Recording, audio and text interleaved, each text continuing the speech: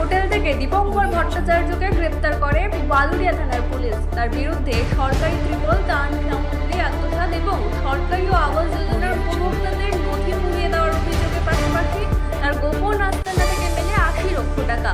তাকে গ্রেপ্তার করে দলীয় পার্টি অফিসের পেছনে পাট ক্ষেতের ভেতর থেকে পাওয়া যায় ২,২৪,০০,০০০ টাকা।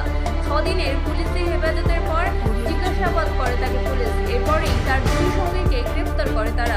৬ দিন পুলিশ হেফাজতে শেষ হওয়ার পর আজ তাকে আবার বসিরহাট মহকুমা আদালতে তোলা হয়।